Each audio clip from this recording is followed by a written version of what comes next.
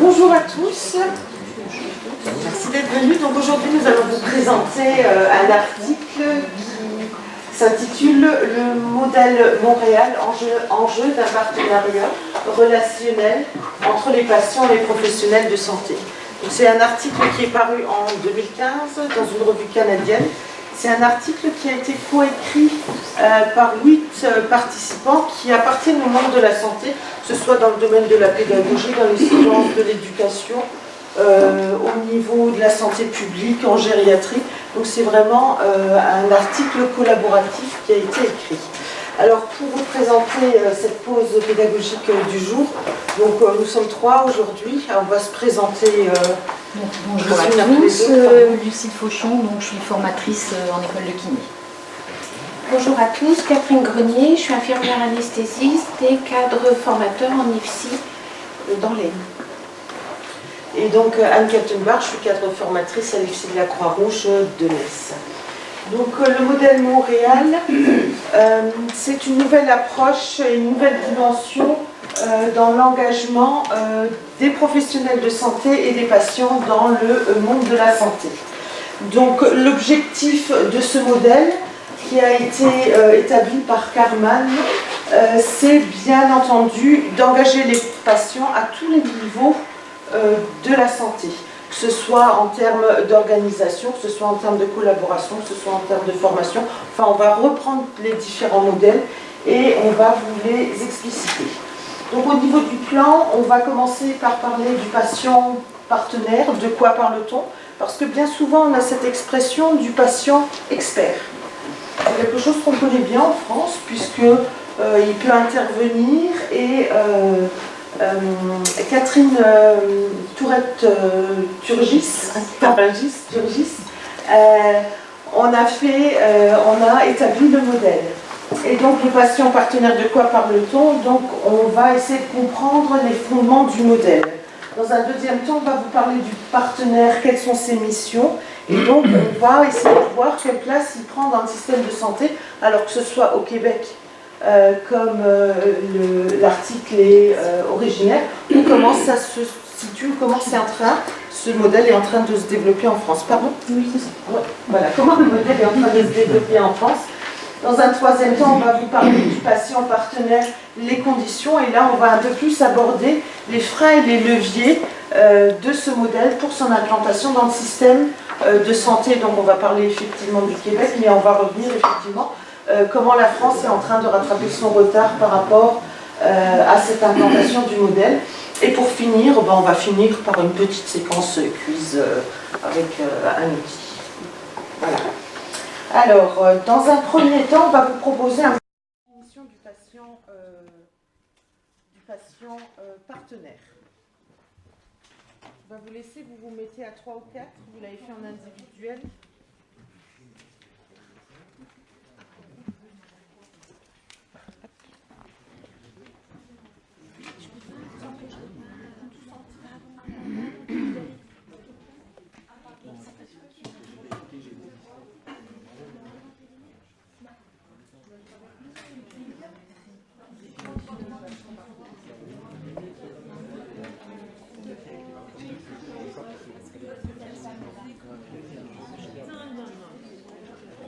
Pas que ce soit moi qui écrive.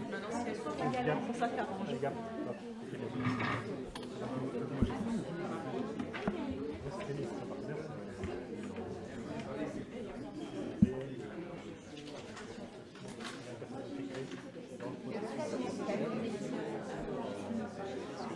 De la conception à l'évaluation.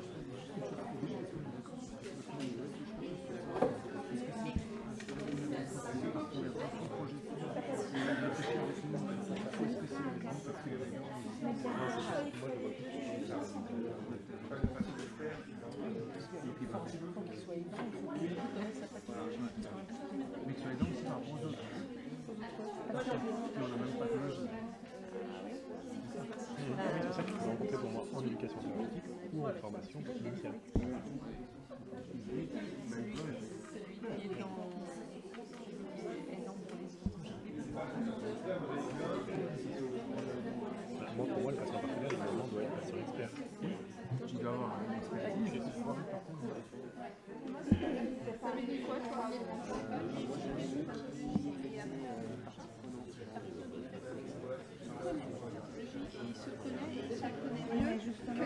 Et la France reconnaît des choix dans la population. Si les patients partent, c'est parce que tu connais, qu'ils connaissent cette pathologie. Moi, j'avais mis une passion que devrait être. Moi, je parle de là. Il n'y a pas de gros problèmes, évidemment, mais est-ce que chaque personne n'a pas les compétences dans la formation des soignants. Et nous, on était plus dans sa prise en charge. Voilà, on a pris les deux, parce que tout le monde est content. Et éthique.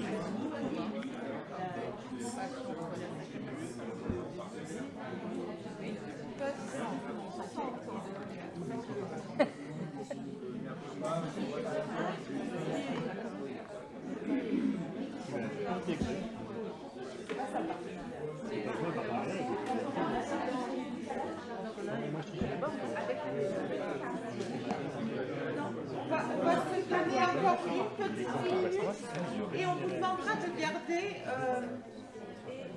vos post-it. Mais qu'il y a des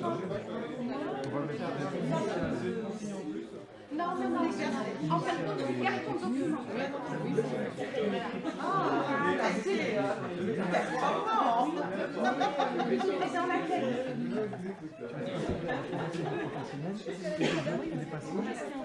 Notre patient.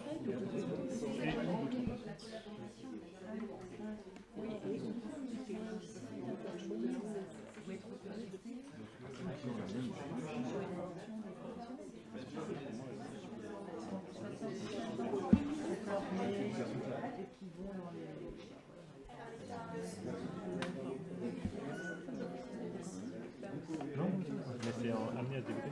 Là, on devait venir en éducation thérapeutique, justement, notre ami du Lausanne de venir avec un patient. Ils sont un petit peu...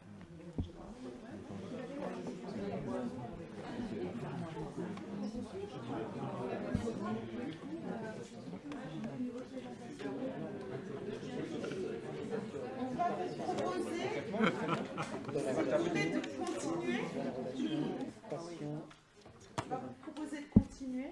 Donc vous gardez bien vos post-it parce qu'on va s'en servir de nouveau à la fin de cette intervention.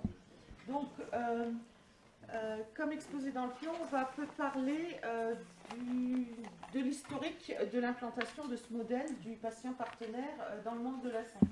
Donc, dans les années 1940-1970, le système de santé était principalement axé et construit autour d'un modèle qui était biomédical. À partir des années 70 et de l'apparition et un peu du vieillissement, c'est les prémices du vieillissement de la population et surtout des maladies chroniques qui devenaient des maladies émergentes, la santé publique est entrée dans ce modèle-là et les besoins des bénéficiaires de soins ont changé. Et donc on est arrivé à une prise en soins des patients avec des pathologies chroniques. Aujourd'hui, avec les nouvelles orientations du secteur de la santé, et notamment du virage ambulatoire, les besoins des bénéficiaires de soins vont encore se modifier. Et donc, toute l'importance va être centrée sur la prise en charge du problème du patient, des risques du patient par rapport à sa pathologie, mais également du ressenti de sa pathologie pour avoir une adhésion parfaite et correcte, et surtout de donner la voie d'expression au patient qui a été donnée par la mise en place en 2010 de la loi HPST, où l'implication du patient dans sa prise en charge et surtout la voix du patient a été demandée.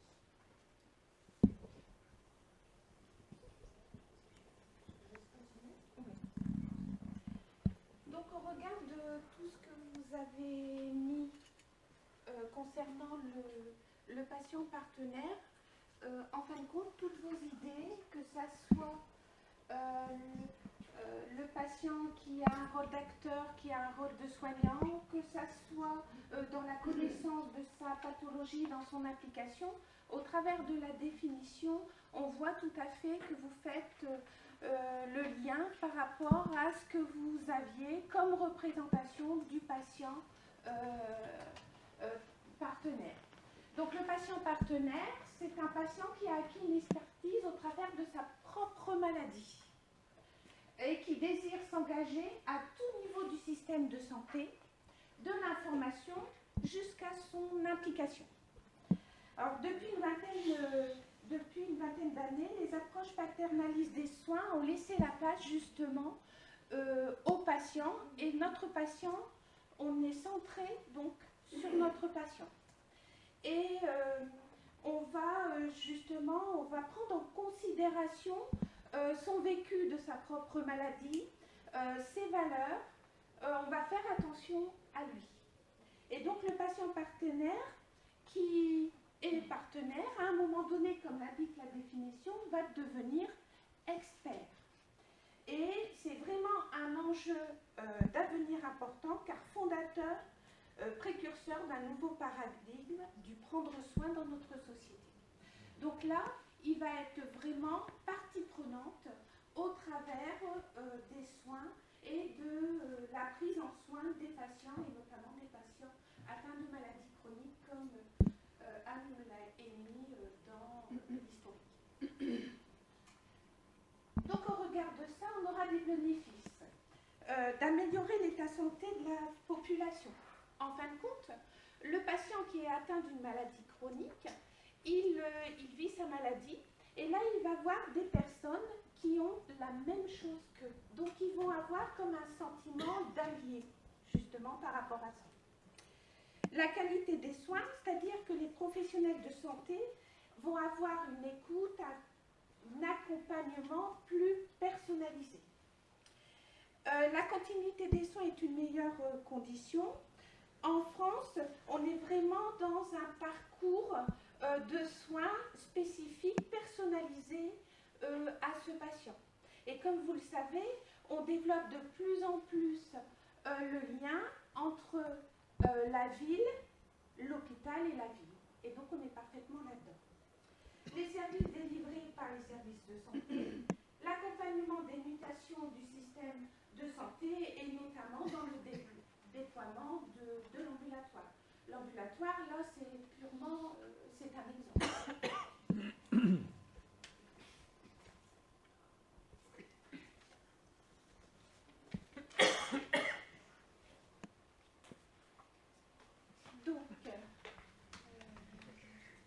Donc la définition du patient formateur. Donc en fin de compte, comme il devient partenaire, notre patient, il va intégrer, il va avoir un rôle vraiment d'acteur. Et donc il va être formateur par rapport à des soins qu'on va lui prodiguer. Et donc, au regard de ça, il va trouver sa place. Donc la définition du patient formateur, selon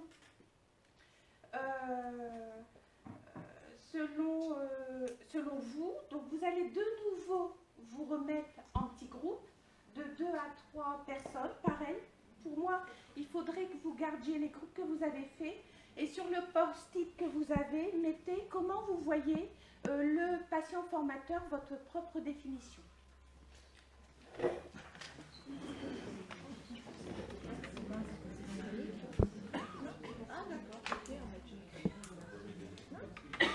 Bon, là, on peut participer. Pas du sujet. Faisait un petit peu parce qu'on a juste mis un pied dans... On a mis un pied dans la...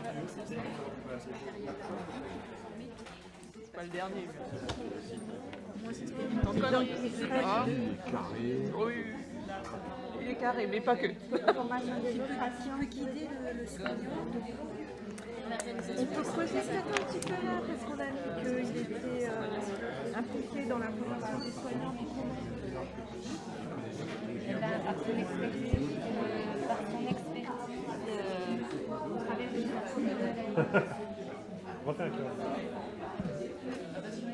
par son expertise et par son engagement. Son engagement à tous les niveaux du système de santé. Les formatoires.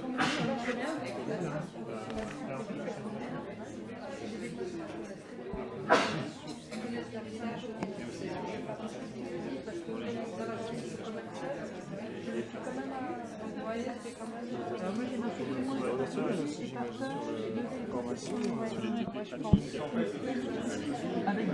avec d'autres patients Et avec des professionnels de terrain.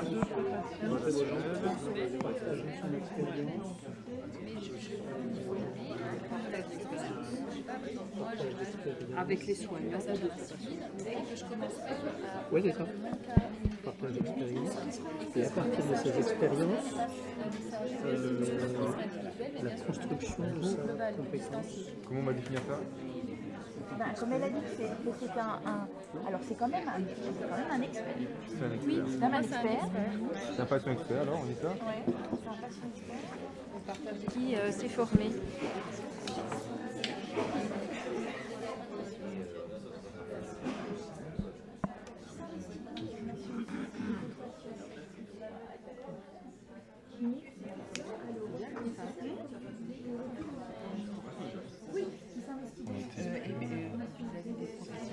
D'autres patients ayant la même pathologie. Enfin, pas forcément la même pathologie.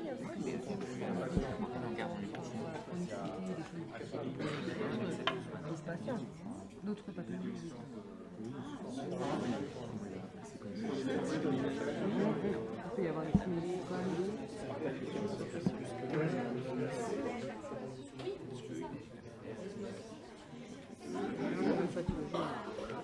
Ayant une pathologie chronique. Oui. Oui, je connais au cœur. Oui. Et ben maintenant c'est la vie. Donc c'est pour ça que le patient formateur. Donc en fin de compte, vous avez vu, on a depuis le départ une évolution de ce patient. Il était patient expert, il était patient partenaire, il est devenu patient expert et maintenant il est patient formateur. Donc il a une nouvelle casquette. Il aura une vraie légitimité. Il va favoriser l'engagement du patient. Il va reconnaître des savoirs expérientiels du patient. C'est-à-dire que là, l'intérêt de ce patient formateur, c'est qu'il va donner des exemples concrets. C'est-à-dire que nous, en tant que professionnels soignants, un patient, par exemple, qui fait une hypoglycémie, on sait que le patient fait une hypoglycémie parce que c'est inférieur à une certaine norme. Là, en fin de compte, au regard de ce patient formateur, il va donner des exemples concrets et là, il va vraiment dire ce qu'il ressent au travers de cette hypoglycémie. Nous, ne l'ayant pas vécu, on sait que c'est un chiffre inférieur, on sait que les signes, mais là, il va vraiment détailler tout un ensemble de symptômes, de signes qui vont être beaucoup plus concrets pour ce patient. Et reconnaître qu'il a développé de ce fait des compétences. Parce qu'au regard des missions qu'il va prendre, il va forcément développer des compétences.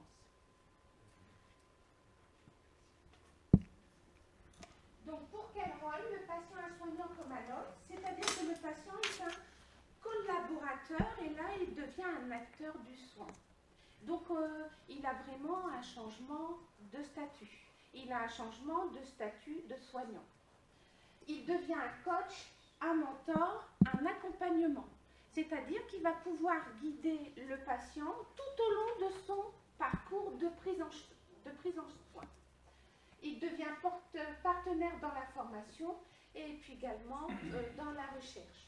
Dans la formation, pourquoi? Parce que justement, quand les personnels eux-mêmes vont être formés, que les professionnels vont être formés, il va dispenser justement des formations beaucoup plus précises et beaucoup plus pointues. Et au regard de ça, il pourra également participer à des recherches. On va l'intégrer tout du moins dans la recherche. Et vous le verrez dans le diaporama un petit peu plus loin, notamment Lucille va vraiment vous en parler. En fin de compte, au niveau de la recherche, ça pourra être un maillon essentiel.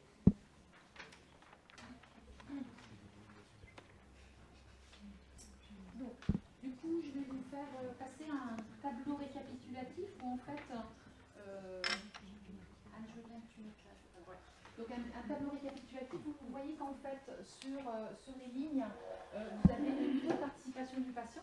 Est-ce qu'il est informateur, est-ce qu'il est consulté, est-ce qu'il collabore, est-ce qu'il est partenaire? Alors, vous allez trop vite.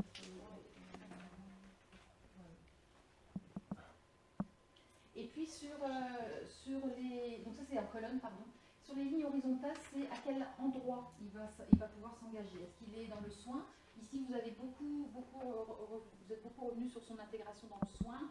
Vous êtes revenu aussi sur son intégration un petit peu dans les services, sur le fait qu'il avait dégagé et découvert, développé des compétences et des connaissances dans la gestion de sa maladie chronique.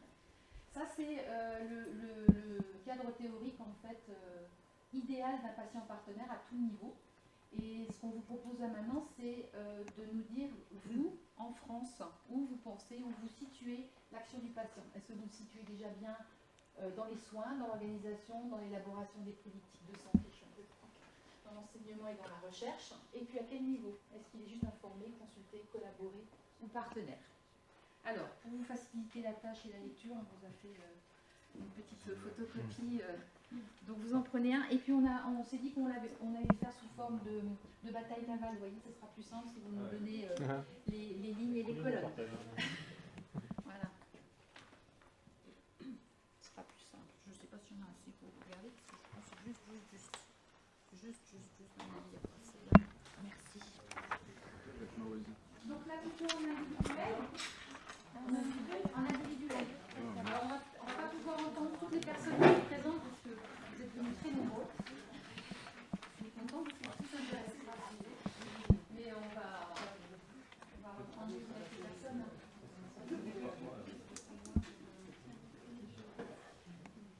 Est-ce que tout le monde a une feuille? Non, il va rester là. On devra juste trouver le nombre. Sinon, vous en prenez une pour deux éventuellement. Alors, ce que je vous propose, c'est peut-être de le faire par ligne. Ici, par ligne, pardon. C'est-à-dire dans la colonne, dans la ligne A, au niveau des soins, où est-ce que vous situez finalement l'action, l'engagement du patient en France? Du patient lambda? Oui. Là, on va être plus sur des exemples un peu pratico-pratiques. Ça dépend du médecin. Valérie, non, pas du patient lambda, du patient qui est partenaire, formateur et expert. C'est-à-dire, est-ce qu'il est informé, il est consulté? Voilà, à quel niveau en France vous le voyez? Oui, mais tout va dépendre où on va le mettre.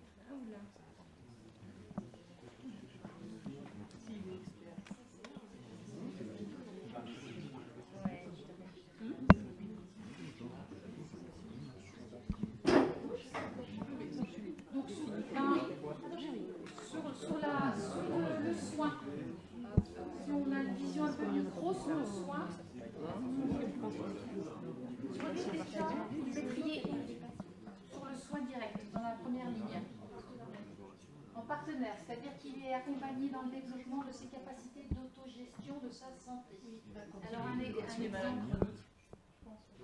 Alors c'est souvent des malades chroniques qui sont utilisés effectivement comme patients partenaires, mais est-ce que vous auriez un exemple concret pour illustrer ça?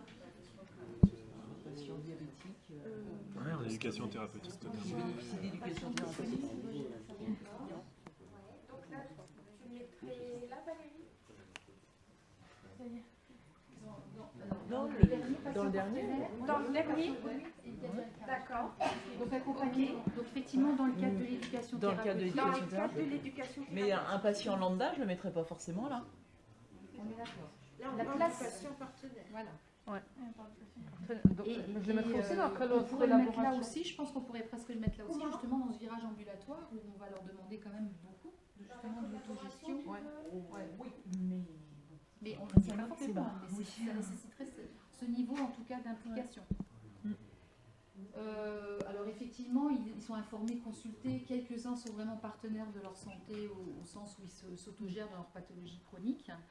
Les Montréalais, ils sont encore plus ambitieux puisqu'ils les intègrent carrément dans le cadre d'annonce d'un cancer dans des réunions interdisciplinaires en fait. Où ils seront, alors, pas seuls, hein, ils seront justement souvent accompagnés d'un autre patient ou d'un aidant, mais en tout cas, ils vont pouvoir participer à des réunions interdisciplinaires dans le cadre d'annonces de cancer. Mais ils envisagent même qu'ils soient donc considérés comme un soignant à part entière et qu'il y ait un partage de ces soins conjointement avec le patient. Dans la ligne B, dans l'organisation des services et de la gouvernance, donc on est sur un niveau méso, tout ce qui est l'organisation des soins. Où est-ce qu'on situe nos patients?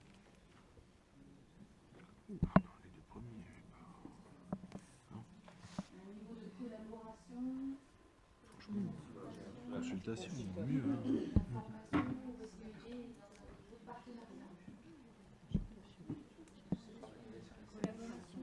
Collaboration. C'est l'organisation du système. Collaboration. Collaboration, dans la création de comités où sont présents des patients, c'est ça? C'est le meilleur des cas.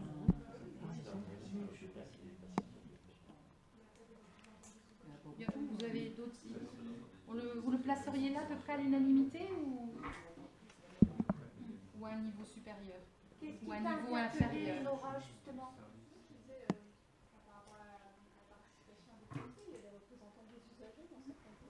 Non, mais là, c'est des comités d'organisation des services. Je ne sais pas, enfin, vous connaissez les services où il y a un patient qui est là pour dire qu'il faut qu'il y ait un médecin, une infirmière. Alors, au Québec, ils ont carrément construit ce qu'ils appellent des PSS, donc des programmes partenaires de soins et de services. Donc, c'est des comités à l'intérieur de services. Alors, toujours, c'est sous la base du volontariat.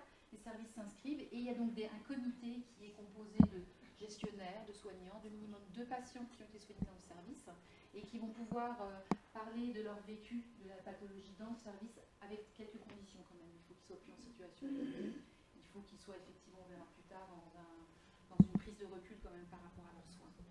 Donc ils participent aussi au conseil d'administration, ils participent au recrutement des personnels et au développement des compétences.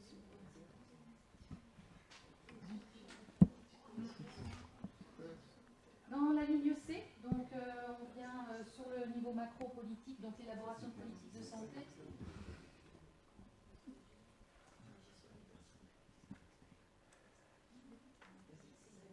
Donc en France, vous iriez mettre le carré sur quelle colonne? Je dirais partenaire. Partenaire, alors un exemple? Actuellement, il y a les 1000 jours de l'enfance qui ont été... Il y a une campagne politique sur les 1000 jours de l'enfant qui vient d'être désignée. Et dans le comité d'études, je dirais, il y a des patients. D'accord, on n'en avait pas connaissance de ça, c'est de l'information. Donc pour nous, il était plutôt éventuellement consulté, Les parents de informé. patients, en fait, parce que c'est des bébés, donc c'est les parents de patients. C'est les parents. Donc on était plutôt sur des consultations, en France des consultations via les associations de patients, beaucoup, un peu moins, enfin en tout cas on n'avait pas imaginé dans du partenariat. Au Québec, ils sont présents en individuel ou via des associations, en fait dans le développement, l'implantation, mais aussi l'évaluation des programmes de santé, des priorités de santé.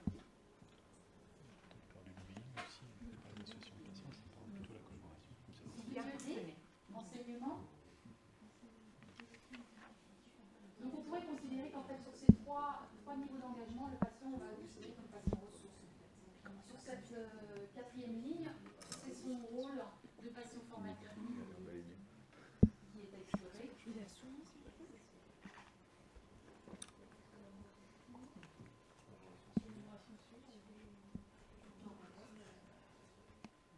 Collaboration, je disais.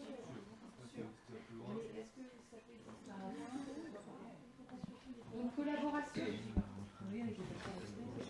Alors les patients experts, effectivement, puis maintenant on les intègre dans nos programmes des écoles, dans les simulations, on intègre de plus en plus de patients effectivement dans la formation sur des tâches précises, particulièrement peut-être l'évaluation. On n'est pas encore dans la co-construction de programmes et de co-enseignement avec partage de savoir expérientiel et québécois non plus. Donc son rôle de patient formateur. Et dans la dernière ligne, donc sur la recherche,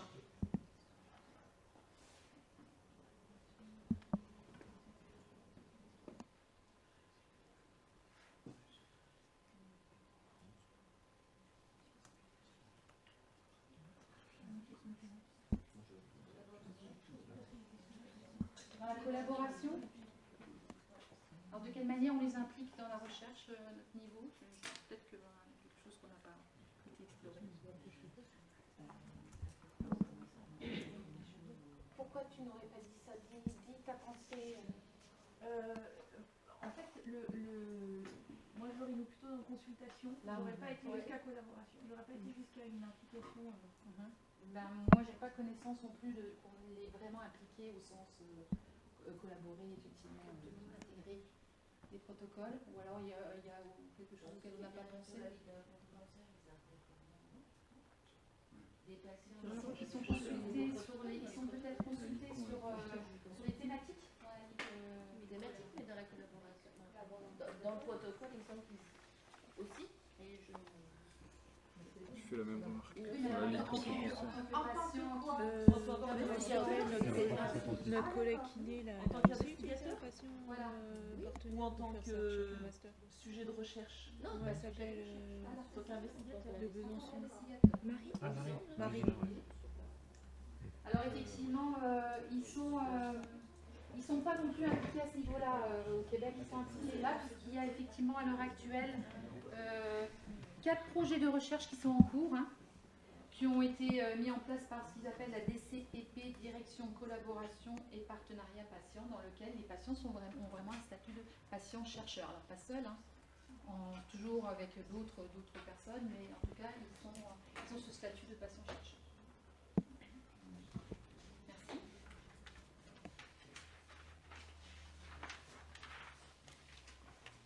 Alors, pour pouvoir réussir cet engagement en fait, du patient à tous les niveaux du parcours de soins, il y a des enjeux qui sont... je veux bien lire dessus. Donc les facteurs généraux, effectivement, il y a les caractéristiques du patient à part entière, c'est-à-dire quelles sont quand même les connaissances qu'il a effectivement acquises. Quelle est sa prise de recul? On a vu avant, pour participer au PSS, il faut quand même qu'il y ait une prise de recul et qu'il soit un peu réflexif. Mais il y a aussi, il faut aussi penser à l'organisation de santé où on ne va pas toujours favoriser l'implication du patient, parce que forcément c'est quelque chose qui, on passe, on a changé de paradigme, donc ça nécessite, ça suscite forcément des résistances. Donc on a des organisations qui vont rendre plus ou moins facile l'implication du patient. Et puis au niveau sociétal aussi, on n'est pas forcément favorable à cette implication du patient. On va même douter de ces fameuses connaissances et compétences qu'il aura acquis au cours de la gestion de sa maladie. Les facteurs spécifiques, du coup, alors pour en revenir quand même au fait qu'on doute, il y a quand même des choses qui sont intéressantes, c'est qu'à l'heure actuelle, on reconnaît bien la VAE, donc on reconnaît bien des compétences acquises dans l'exercice professionnel. Pourquoi est-ce qu'on ne pourrait pas reconnaître des compétences acquises dans la gestion du maladie? Alors, les facteurs spécifiques, c'est effectivement, il va falloir former quand même les patients. Parce qu'à l'heure actuelle, on accède de plus en plus à une information de masse. Et les Montréalais, enfin les Québécois, pardon, pensent que c'est quand même du ressort de l'État, de la responsabilité de l'État de leur mettre à disposition des informations qui ont été validées au préalable. Ensuite, si on veut vraiment qu'ils s'impliquent dans les services, on a dit tout à l'heure qu'il faut qu'ils aient pris du recul, qu'ils aient analysé ce qu'ils ont vécu pour pouvoir justement, de leur expérience, acquérir des compétences, mobiliser des compétences. Et pour ça, donc, il va falloir, on a dit avant qu'il y avait des facteurs personnels, il y aura une sélection des patients, il ne faut pas se leurrer, il va falloir sélectionner les patients et les former. Et eux disent que si on veut être logique, la sélection, elle devrait s'opérer selon des critères établis par des patients eux-mêmes, et une sélection qui sont faites par les patients eux-mêmes, ainsi que la formation qui devrait être faite par des patients eux-mêmes. Actuellement, on forme des patients, mais ce n'est pas des patients qui forment des patients. Et puis, il va falloir que nous aussi, les professionnels, on se... Ah ben voilà, donc c'est déjà la formation des professionnels.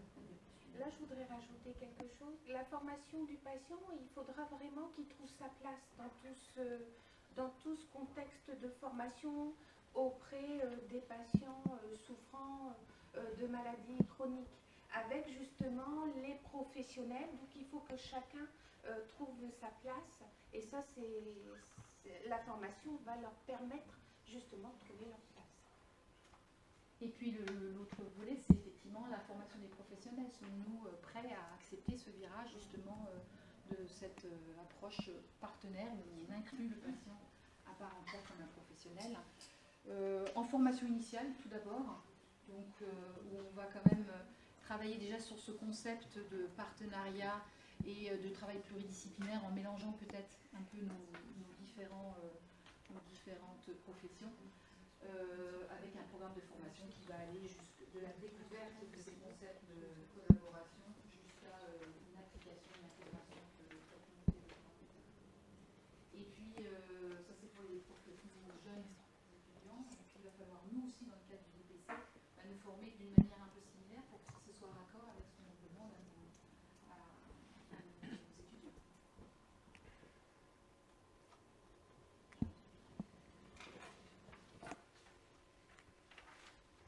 Est-ce que vous avez encore un petit peu de place sur votre post-it?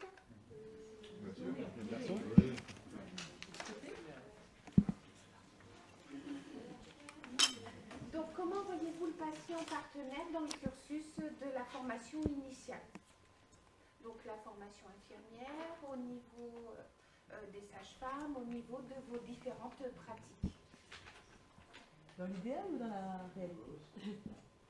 Alors, on pourrait déjà dire dans la réalité, parce qu'il y a des choses qui sont déjà existantes, et puis dans l'idéal, pour justement améliorer l'enseignement auprès des différentes populations d'étudiants.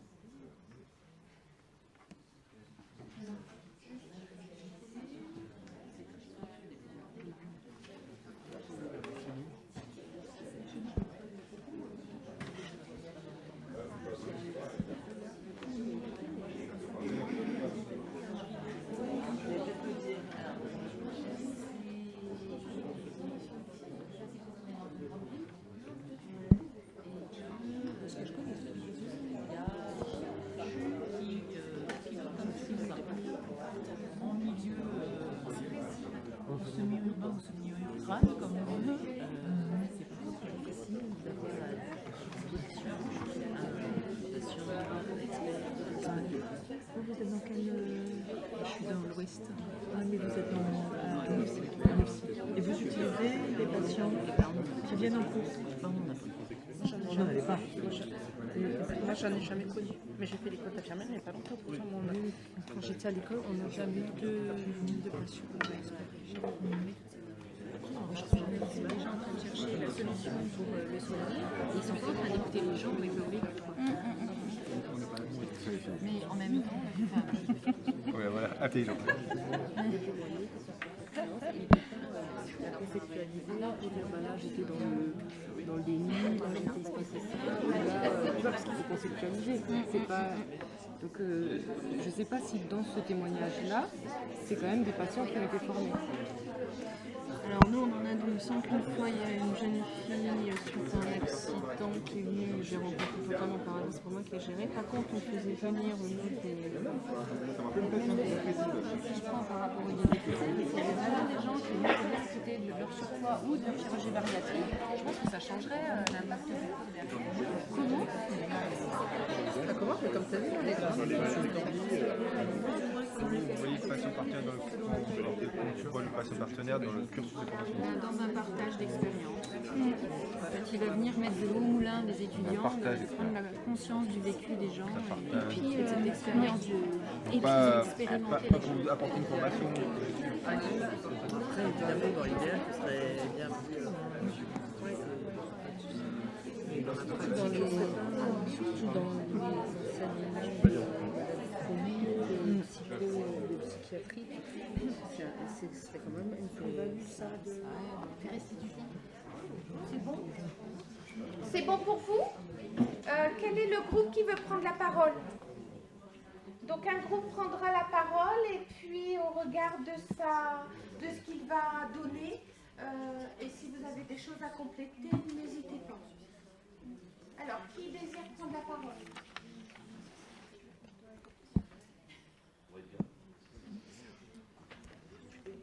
Oui, on a l'expérience du patient partenaire en formation tant que pour des témoignages. Oui. Et ce qu'on a mis en avant, c'est que dans ce cadre-là, par contre, on n'a pas de patients qui ont été préalablement formés. Oui. Donc ils seront en tant que témoins, ils racontent leur propre expérience, mais n'ont pas une formation particulière pour communiquer ou former les professionnels. Quel élément vous voulez encore ajouter par rapport à ça, au regard, comment vous voyez justement pour, comme tout à l'heure vous l'avez demandé, comment vous auriez envie comment vous auriez envie de projeter justement par rapport à ça? Comment vous voyez les choses dans la formation initiale? Ça pourrait être intéressant. Oui. Ça pourrait être intéressant qu'un patient vienne parler de sa pathologie. Oui. Avec pas uniquement en termes de témoignage. Ah ouais, c'est ça, au-delà. Parce que j'allais dire, c'est sous forme de témoignage qui existe déjà. En termes de témoignage. Voilà. Il parle de son expérience, mais aussi peut-être de ses attentes, les attentes qu'il a envers les soignants. De ce qu'il connaît. Voilà, parce qu'il a une réponse de manière spécifique. On voyait comme un binôme plutôt. Un binôme pendant les temps de formation, en fait, où il puisse aider le formateur qui n'est pas expert de la pathologie, est une ressource pour l'étudiant et aussi pour le formateur. Et Valérie, tu disais un autre niveau, c'est-à-dire cet autre niveau, tu le vois comment? C'est quoi son autre niveau? Et faire part c'est ce qu'on avait dit, hein, c'est-à-dire faire part des ressources ou enfin des connaissances qu'il a concrètement identifiées. S'il connaît sa pathologie, il doit être en capacité de parler de la pathologie, en dehors de son propre vécu. D'accord. C'est ça. Oui. Une proposition, ça serait aussi peut-être de les faire intervenir pour tout ce qui est évaluation des compétences relationnelles, et puis pourquoi pas voilà, en binôme aussi avec un enseignant professionnel de santé, pour permettre aux étudiants finalement non seulement d'être dans l'échange, mais aussi pourquoi pas de s'évaluer avec eux en feedback authentique de ces compétences relationnelles. À ce moment-là, on pourrait, dans un thème de simulation par exemple, oui, tout à fait. En vrai patient, dans la simulation, je pense que c'est ce qui pourrait vraiment apporter le plus. Et alors c'est ramener de l'authenticité dans la séance de simulation. Oui, on est un vrai patient avec une maladie chronique. Mais est-ce que du coup il est formateur s'il est dans ce statut d'être le patient de la simulation? Oui, parce que... Donc ça veut dire que c'est lui qui organise aussi après le débrief ou que ce soit formateur? Ah oui, il serait partenaire, partenaire comme elle dit Alexia du formateur. Et Nora, tu voulais Comment en Suisse, ce dont vous parlez, le patient simulé, c'est un vrai métier. Et Nora? Oui, moi je connais bien en simulation, effectivement. Si on reprend l'exemple que vous avez donné de l'hypoglycémie, et que on fait une simu sur un patient par exemple qui fait une hypoglycémie, le patient il va pouvoir lui décrire ce qu'il ressent quand il a une crise d'hypoglycémie, et bien sûr sans que ce soit nommé. Et donc ce sera intéressant de voir quels sont les signes, les symptômes qu'il donne dans cette situation-là. Après, la réflexion elle peut se porter encore au-delà. Si on intègre le patient partenaire par exemple dans le système de santé, pourquoi ne pas l'inclure totalement dans les enseignements qu'on peut donner? On fait un cours sur le diabète, c'est le patient diabétique qui vient faire son cours, c'est le patient diabétique qui vient montrer aux étudiants comment est-ce qu'on pratique une glycémie. C'est la manière dont on va pouvoir l'inclure. On ne va pas l'inclure juste en collaboration. Voilà. On est vraiment sur le terme de partenariat. Donc un travail en collaboration, en binôme, en coopération et en partenariat.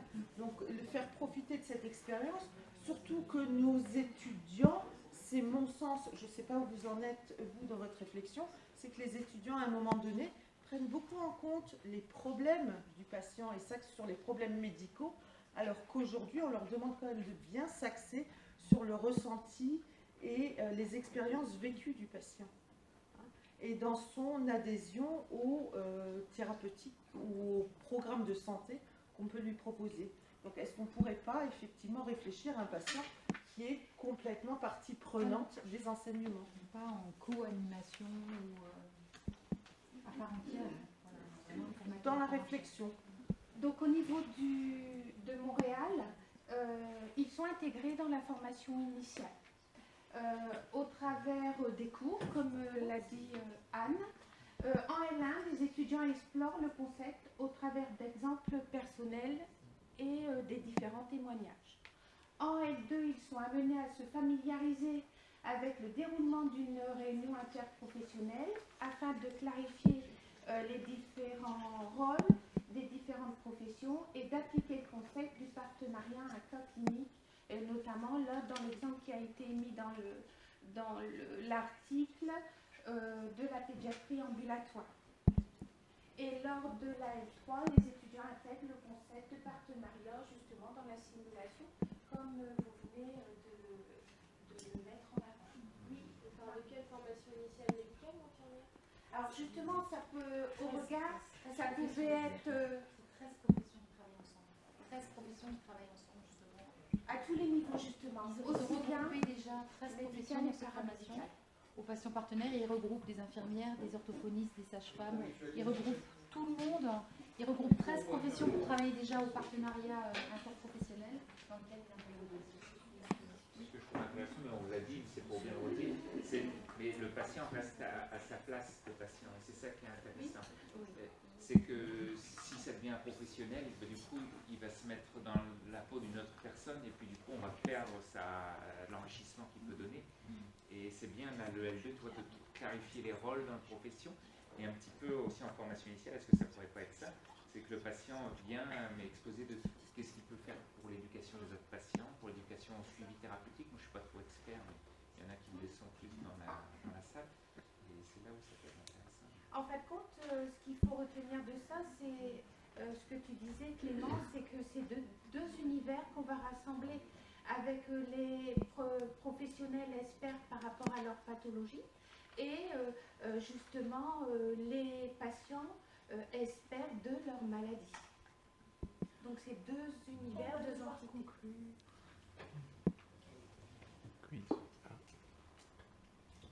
Alors juste pour une information dans la conclusion, donc le modèle du patient partenaire est en train de se développer en France. Au niveau de la faculté de médecine de Pierre et Marie Curie, ils ont créé un diplôme universitaire pour les patients, donc qui sera fait en partenariat avec les professionnels de santé, et ils ont créé un master en éducation thérapeutique, donc qui est accessible et aux patients et aux professionnels de santé, ce qui permet un enrichissement dans les pratiques professionnelles. Voilà, c'était pour information. Donc, Alors, conclusion, la phrase. Conclusion, effectivement, je pense que le modèle de Montréal nous apporte vraiment tout à fait une autre vision, on va dire, du futur avec nos patients, où effectivement on est dans une rupture par rapport au modèle centré, on est dans un modèle plutôt circulaire. Je vous laisse lire cette phrase et je ne résiste pas à vous en faire lire une autre, puisque donc Cynthia Fleury et Catherine Tourette-Turgis sont les deux personnes qui ont monté l'Université des patients qui forment à des DU. Et il y a les deux initiatives françaises, c'est aussi la chaire de philosophie à l'hôpital pour pouvoir justement amener ce concept de patient partenaire. La dernière phrase qu'elle dit, c'est une expérimentation à mener qui serait inédite, ce sera un hôpital des patients géré et administré par des patients experts et dans lequel le corps soignant délivrerait ses compétences fondamentales et traditionnelles. Et elle conclut en disant: les soignants en quelques années ont perdu la gestion et l'administration des hôpitaux au profit des gestionnaires qui leur ont volé le cœur du soin. Il est tout à fait possible que des milliers d'entre eux préfèrent rendre l'hôpital aux patients et en partager la gestion avec eux pour mieux préserver le cœur de leur métier et son exigence. Une belle phrase pour clôturer cet exposé. Alors en clôture, si vous voulez, il y a un livre qui a été écrit par Thérèse Suic et Lefort, je trouve plus son prénom, Hugues Lefort, qui est médecin urgentiste dans les armées. Donc ils ont coécrit un ouvrage sur le patient expert. Voilà. Alors on va s'arrêter là par manque de temps. On aurait voulu vous faire participer à un petit quiz Kahoot, ce qu'on a fait, je ne sais pas si vous connaissez l'outil. En attendant, si vous avez besoin d'informations sur cet outil-là, on se tiendra à votre disposition pour vous l'expliquer.